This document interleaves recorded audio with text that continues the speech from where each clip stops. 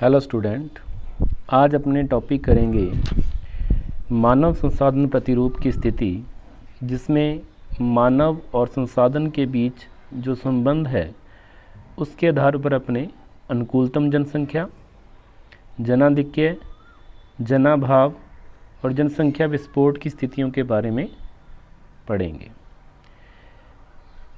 जनसंख्या वितरण एवं वृद्धि तथा उपलब्ध संसाधनों के विकास द्वारा संसार में 3 प्रकार के दृश्य उत्पन्न हो सकते हैं। पहला, जनसंख्या की आवश्यकता के बराबर ही संसाधन व विकास की उपलब्धता हो तो इस स्थिति को आदर्श या अनुकूलतम जनसंख्या की स्थिति कहते हैं।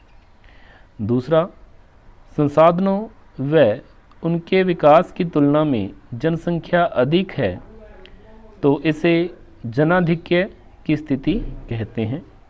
और तीसरा, जनसंख्या की तुलना में संसाधनों की अधिक उपलब्धता, इसे जनसंख्या की न्यूनता या जनाभाव की स्थिति कहते हैं।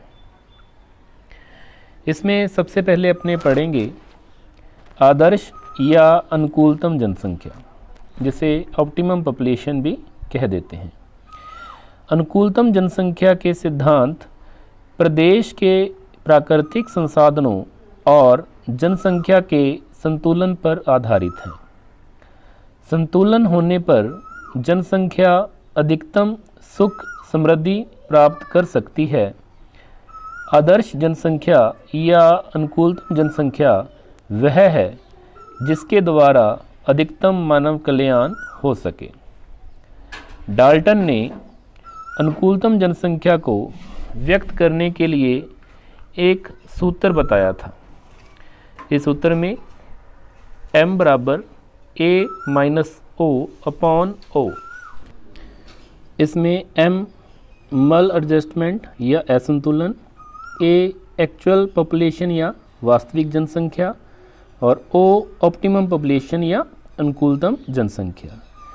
यदि असंतुलन या m की वैल्यू 0 है तो प्रदेश की जनसंख्या अनुकूलतम है, और यदि वह 0 से अधिक या अपने इसे धनात्मक कह सकते हैं या पॉजिटिव कह सकते हैं तो उस प्रदेश में जनाधिक्य, और यदि 0 से कम है तो उस प्रदेश में, या ऋणात्मक है तो उस प्रदेश में जन न्यूनता होगी।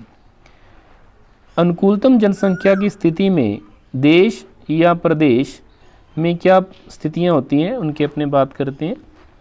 पहला, कि खुशहाल स्थिति में होता है, कोई भी देश या प्रदेश खुशहाल स्थिति में होता है। दूसरी स्थिति है कि कोई प्रदेश आर्थिक उन्नति के चरम बिंदु पर होता है, या उस देश में आर्थिक उन्नति चरम बिंदु पर होती है। तीसरा, यदि इस स्थिति में जनसंख्या वृद्धि को नियंत्रित कर लिया जाए तो उस देश या प्रदेश की खुशहाली टिकाऊ होगी।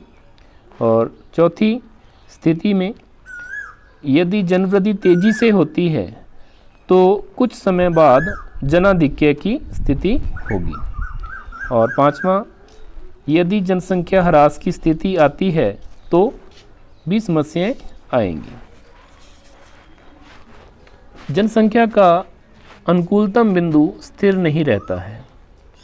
यह बिंदु संसाधन उपयोग की विधि, आर्थिक दशा और तकनीकी अवस्था पर निर्भर करता है। इसमें परिवर्तन होने से अनुकूलतम बिंदु का स्थान बदल जाता है।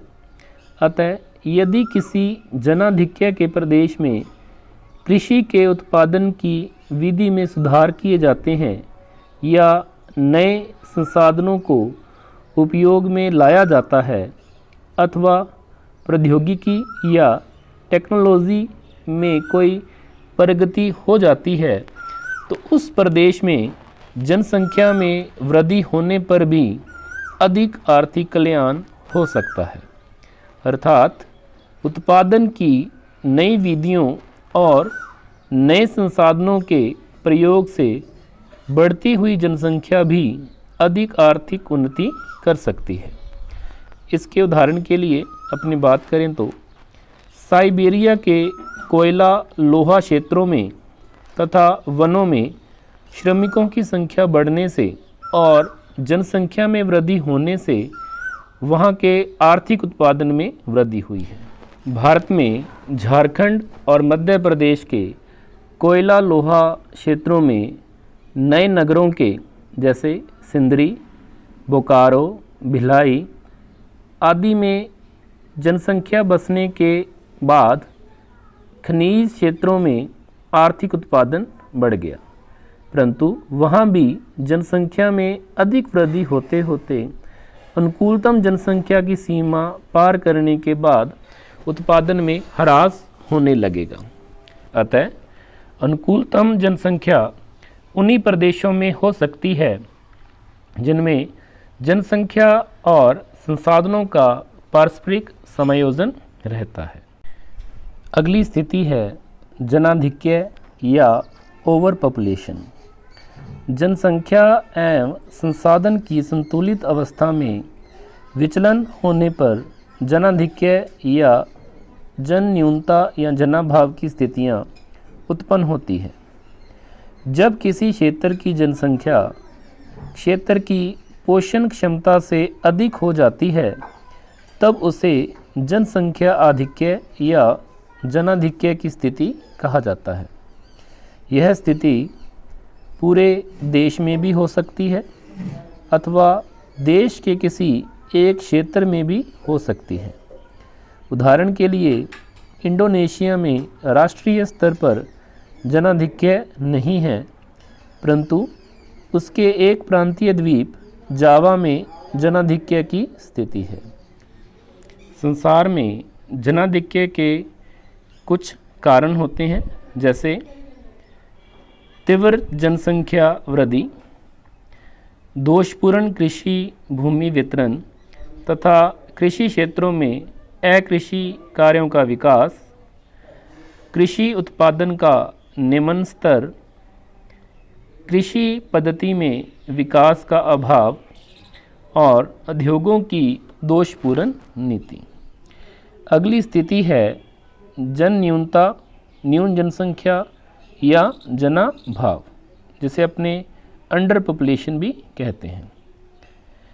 किसी देश या प्रदेश में जब वहाँ की जनसंख्या वहाँ पर उपस्थित संसाधनों की तुलना में कम हो अथवा उपलब्ध संसाधन क्षेत्रीय जनसंख्या से अधिक जनसंख्या का पालन करने में समर्थ हों तो उस स्थिति को जन न्यूनता या जनाभाव की स्थिति कहा जाता है।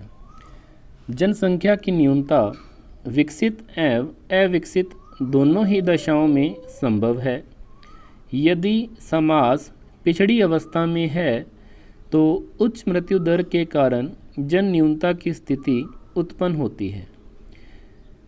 जनाभाव या जन न्यूनता की स्थिति विकसित राष्ट्रों में अत्यंत निम्न जन दर के कारण भी उत्पन्न होती है।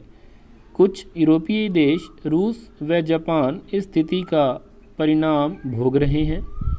इस स्थिति को जनसंख्या आप्रवास के द्वारा दूर किया जा सकता है, परंतु कुछ राष्ट्र जैसे ऑस्ट्रेलिया, रूस, यूक्रेन आदि इसके लिए सहमत नहीं है।